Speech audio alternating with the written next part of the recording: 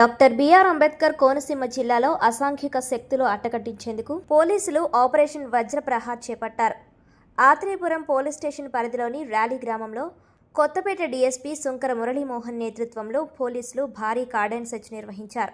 తెల్లవారుజాము నుండే ప్రతి ఇంటిని తనిఖీ చేసి అనుమానితుల వివరాలు, ఆధార్ కార్డులను నమోదు చేశారు. సరైన పత్రాలు లేని వాహనాలను గుర్తించి క్షుణ్ణంగా తనిఖీలు చేశారు. మత్తు పదార్థాల విక్రయాలు సేవించడంపై యువతకు అవగాహన కల్పించారు. గ్రామం గంజాయి రహితంగా ఉండాలని గ్రామస్తులతో ప్రతిజ్ఞ చేయించారు. అనుమానాస్పద వ్యక్తులు కనిపిస్తే ప్రజలు వెంటనే 100 లేదా 112 నంబర్లకు సమాచారం అందించాలని ఎస్పీ రాహుల్ మీనా కోరారు. మాదక ద్రవ్యాల నుంచి విముక్తి చేయడానికి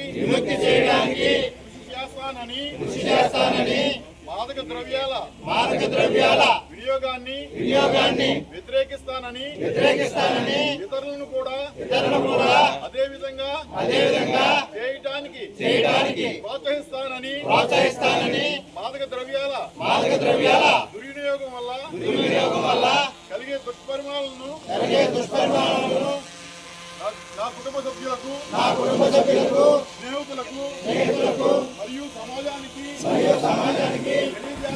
తెలియజేస్తానని ఈ ఉద్యమంలో